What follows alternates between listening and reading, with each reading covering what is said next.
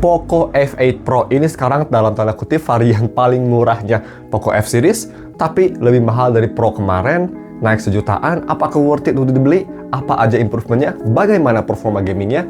Yuk kita langsung aja bahas di video ini. Let's go!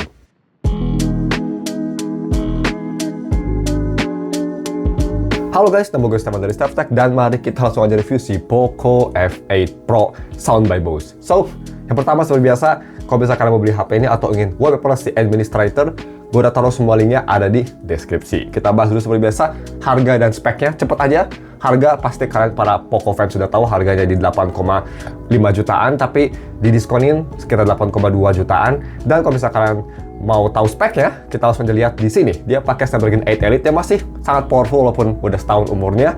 Layarnya AMOLED tapi belum LTPO. USB Type-C juga belum 3.0 sayangnya, tapi dia punya baterai cukup besar di 6000 mAh baterai dan fast charging sampai 100 watt.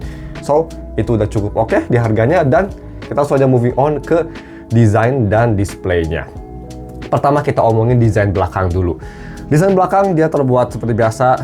Ini kelihatannya keren sih, gue suka ya. Dan banyak orang yang benci, banyak orang yang suka. Kalau gue sih netral aja. Kalau disuruh pilih antara desain ini sama desain Poco F7 sih, gue lebih suka desain Poco F7, tapi bukannya versi ada alay-alay Snapdragon logonya ya, yang biasa aja itu lebih clean. Tapi ini juga cukup oke. Ala-ala sedikit iPhone mungkinnya, I don't know. Tapi, well, to be fair, bukan ala-ala sedikit iPhone ya. Itu memang dari Poco-nya sendiri kan. iPhone yang niru. Sorry Poco fans. Ini original ya, iPhone yang niru. So, untuk si bodi belakang, menurut gue ini kerasanya black-nya amazing color, gue suka banget. Lebih black di kaca, space gray di body, kelihatan keren, kelihatan lebih dewasa ya si Poco tuh, nggak kayak kekanak-kanakan kayak Poco awal-awal, so that's good. Sedangkan untuk build dia terbuat dari metal, sampingnya kerasa sangat mulus, enak banget dipegang di tangan. Dan untuk layar depan, ini full screen di 6,59 inci atau pretty much 6,6 inci. Ini aspek ratio-nya juga lebih kelebar daripada kepanjang. Jadi kalau misalnya kalian main game atau nonton konten, HP-nya masih kerasa gede, nggak kerasa kayak kurus, kering, terus layar kecil kayak di X7 Pro misalnya. Jadi lebar, yang gue suka ala-ala iPhone. Dan untuk bezelnya juga dia lumayan tipis ya. Bisa kita lihat nih, lumayan tipis banget. Jadi walaupun form factor-nya dia 6,6 inci, tapi dipegang di tangan kerasa lebih compact dari yang seharusnya. Dan overall kelihatan sangat-sangat futuristik. So that's good. Gimana untuk layarnya sendiri? Dia pakai AMOLED tapi sayangnya belum LTPO. Tapi masih oke banget ya di harga segitu, belum LTPO, masih acceptable lah bisa dibilang. Gimana kualitas displaynya? Gue sih suka banget. Right off the bat, itu out of the box, dia pakai color yang pro.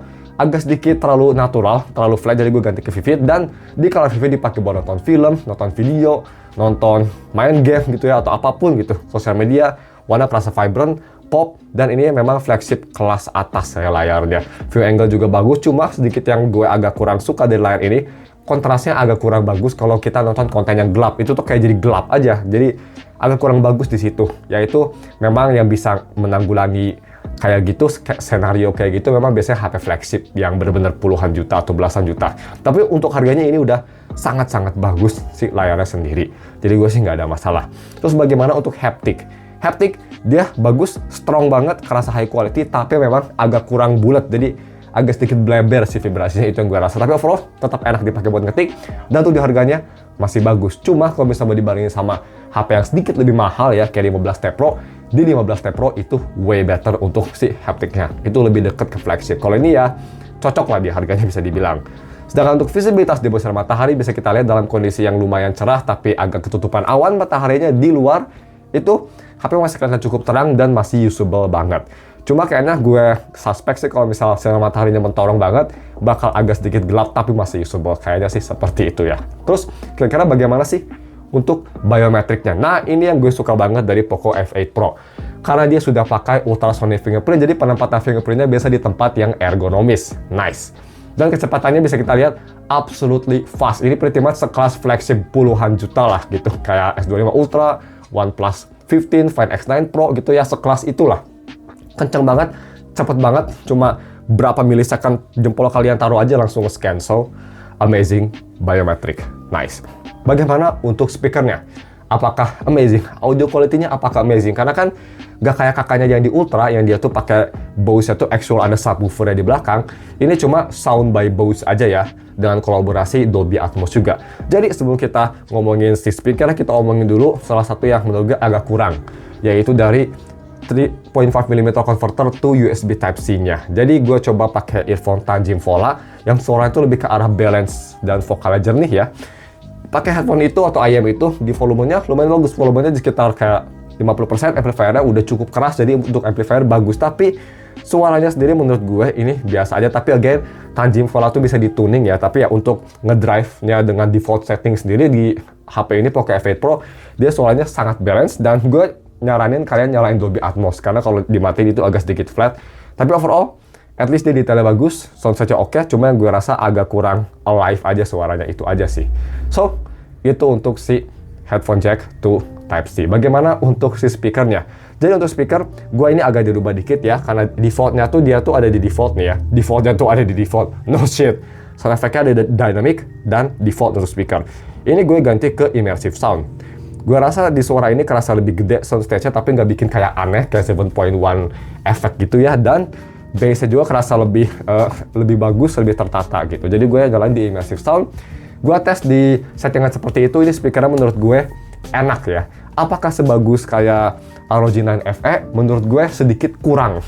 Yang bikin sedikit kurang itu di sini separasi instrumennya agak terlalu ketat dan kurang detail, itu aja. Tapi untuk bass di sini lebih menang ya, khas Bose lah ya. Jadi in summary, suara dia bassnya bagus, bulat, nggak bleber, vokalnya oke, jernih, instrumennya juga bagus, kerasa oke, kerasa rich, tapi agak kurang luas dan agak kurang detail. Itu aja sih komplain dari gue. Ya untuk lebih detailnya, kalian bisa nilai sendiri speakernya seperti apa. In summary sih menurut gue di harga 8 jutaan ini masih salah satu speaker yang terbaik. Tapi nomor satu tetap di ROG 9 Phone FE menurut gue sih. Ya ini dia speaker tesnya, check it out.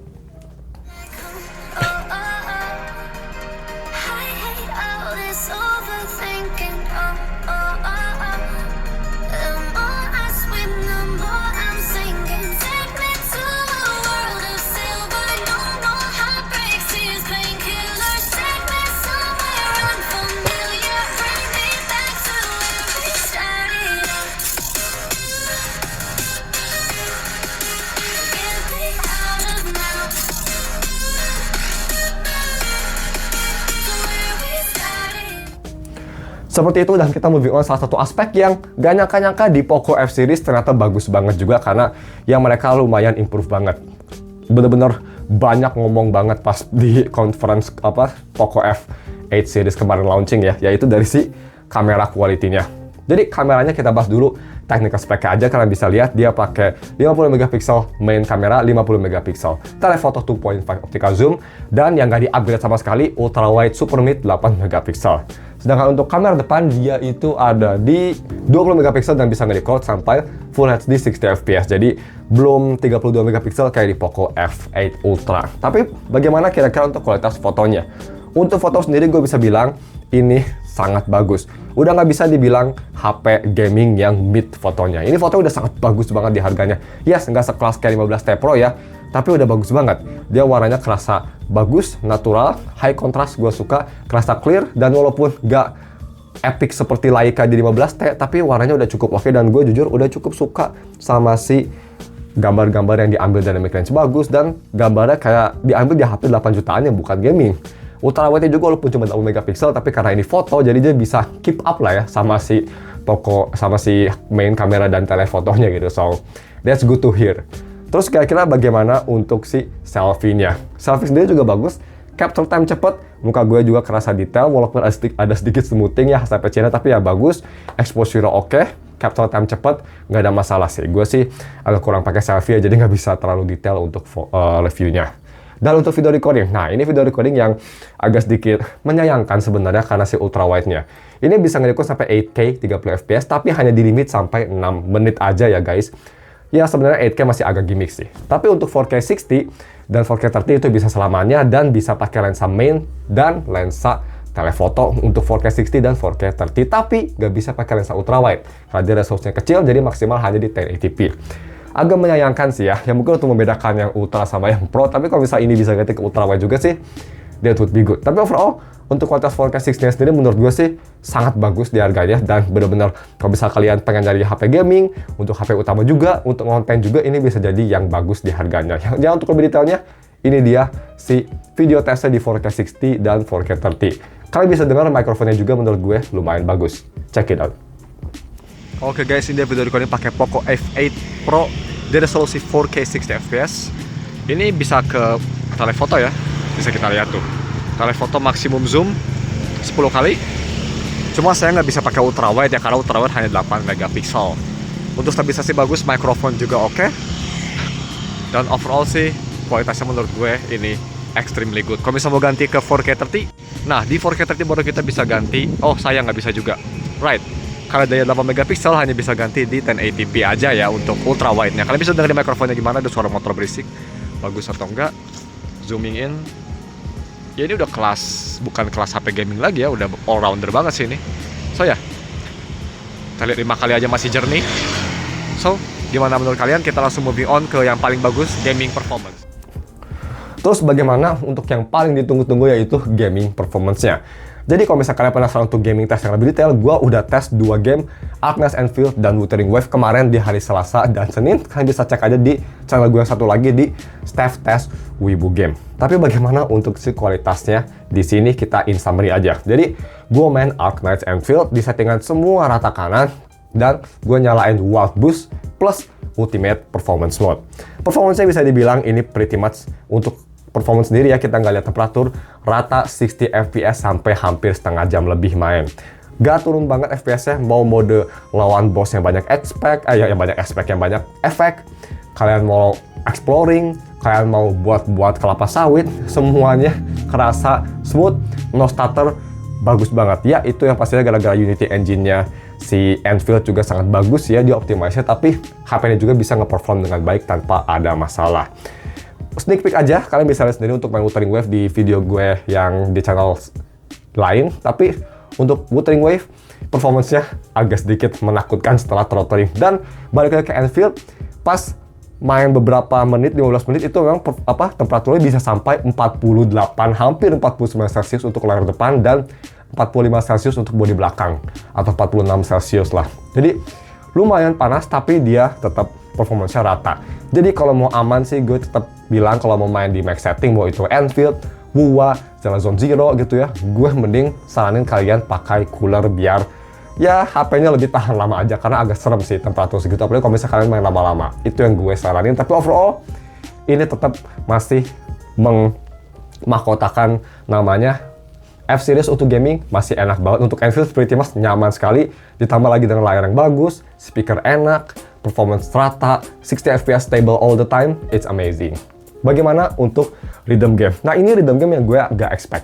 Pertama untuk para jempol player, kalian bisa rejoice, ini HP-nya cukup compact, jadi untuk tangan gue yang jempolnya lumayan besar, ini masih nyaman banget. Dan gue main Project Sekai seperti biasa, itu gue pakai high level set mode. Lagunya lagu yang difficulty 24 aja, karena gue udah agak sedikit rusty aim-nya, bukan aim sih, skillnya. Dan untuk touch-nya gimana? Bagus banget loh untuk HP Xiaomi. Gue pakai nyala Dolby Atmos pun performance-nya bagus. Touch-nya super responsif, gak ada masalah, audionya gak ada delay sama sekali. Ya pretty much ini satu kelas sama kayak Samsung, Google, Apple menurut gue. So, amazing. Buat kalian yang dari HP ini buat rhythm game juga, ini enak banget. Apalagi layarnya gak gede-gede banget, masih bisa sampai lah gitu. Ini limitnya lah gitu, masih bisa sampai buat kalian para jempol player. So, that's good to hear. Seperti itu untuk game performance overall sih, gue sangat puas ya, masih Poco series. Cuma memang khas Poco F series juga, dia benar-benar push performance to the limit. Kita langsung aja moving on ke UI experience. UI right off the bat dia pakai HyperOS 3 Android 16, dan di Android 16 ini software support-nya katanya sekitar 4 tahun ya, jadi mungkin sampai Android 20 cukup tahan lama, oke. Dan bagaimana impresi gue sama HyperOS 3? Ya nggak beda jauh sama HyperOS 2 sih, cuma memang kerasa lebih smooth dan lebih optimize, yang gue sangat welcome ya pastinya ya. Sekarang touch-nya kerasa lebih responsif, nggak ada kayak delay-delay bullshit kayak di HyperOS 2, jadi thumbs up for Xiaomi dan Poco. Dan overall UI kerasa enak, walaupun gue masih kurang suka sama UI-nya, masih kerasa I don't know, kayak nggak high quality aja gitu ya. Tapi overall at least dia udah nge-solve hal-hal yang gue benci seperti delay dan kawan-kawan. Untuk iklan sih, banyak yang bilang, bang ada iklan nggak? Gue kurang tahu, tapi gue sempet dapet kayak mau install ini nggak di Get Apps itu loh, aplikasi Get Apps. Tapi gue udah delete, udah di close notifikasi, dan sekarang nggak dapet lagi. Dan iklan sih kayaknya gue nggak tahu ya, habis setelah itu sih nggak pernah dapet lagi. So I don't know about that. Bagaimana untuk performance day to day? Ya, kayak HP flagship, literally kayak HP flagship. Karena 8 Elite chipset yang cepet, Jadi mau kalian launching aplikasi, multitasking semua kerasa smooth banget, optimize, dan launching app-nya juga kerasa sangat kenceng. So, no problem at all. Dan apakah HP-nya panas? HP-nya bakal agak hangat kalau misalnya kalian multitasking, itu aja. Tapi kalau misalnya kalian cuma day to day gonta-ganti aplikasi, itu bakal aman kok, dingin seperti biasa. Jadi untuk UI sendiri sih, tetap bukan yang gue paling favorit, gue masih favorit ColorOS, tapi ini udah improve dan udah cukup oke. Cuma ya, agak lucu aja sekarang hampir semua brand Cina tuh kalau misal kita kayak gini nih, Dynamic Island langsung ada. Kalau nggak salah semua gitu sekarang, ColorOS, Origin, HyperOS, di OS barunya tuh gitu semua ngikutin Apple.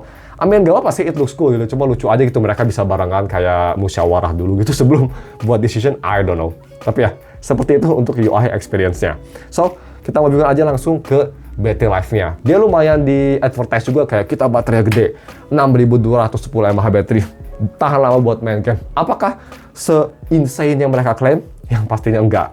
Kalau misalnya kalian hanya dipakai buat light usage, sosial media, capture foto, video, ini HP bisa bertahan 1,5 hari tanpa ada masalah. Tapi menurut gue, HyperOS masih agak sedikit boros ya untuk consumption-nya.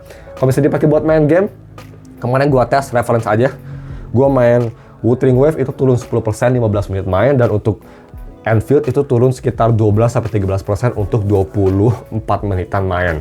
Jadi baterainya ya, itu bagus, cuma bukan se-insane yang mereka klaim lah. Cukup decent, mid lah baterainya untuk itunya. Nggak bagus banget, tapi nggak jelek banget juga.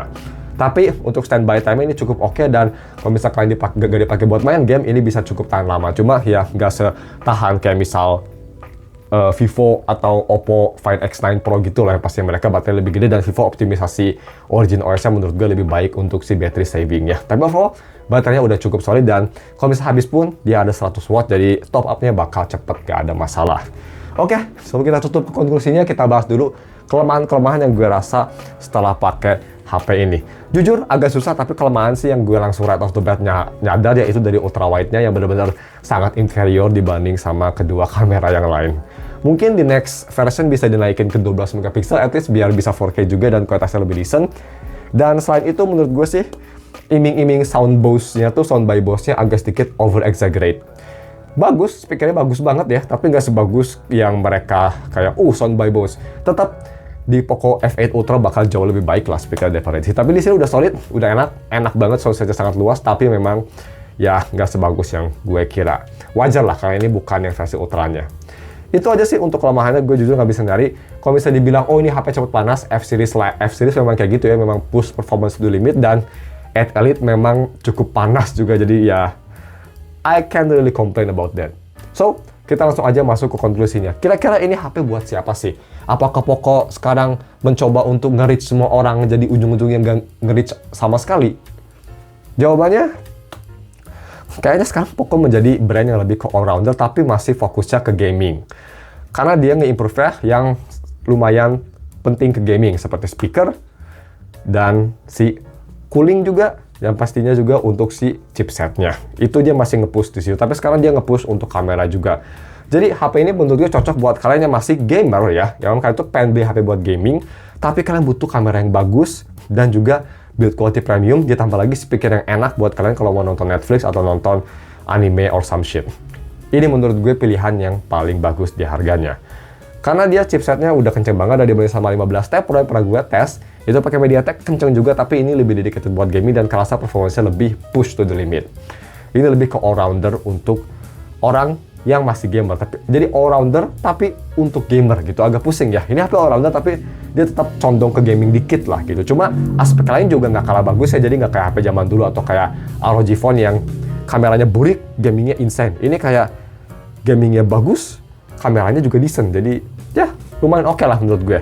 Yes, harga naik 1 juta, tapi menurut gue ini naik kasta sedikit lah si F8 Pro ini. Jadi itu dia konklusi gue. Bagaimana menurut kalian? Bisa komen di bawah, kita diskusi. Thank you for watching, dan ketemu lagi untuk video review lainnya yang menarik. Kalau misalkan ada saran bisa komen di bawah juga. Thank you for watching and goodbye.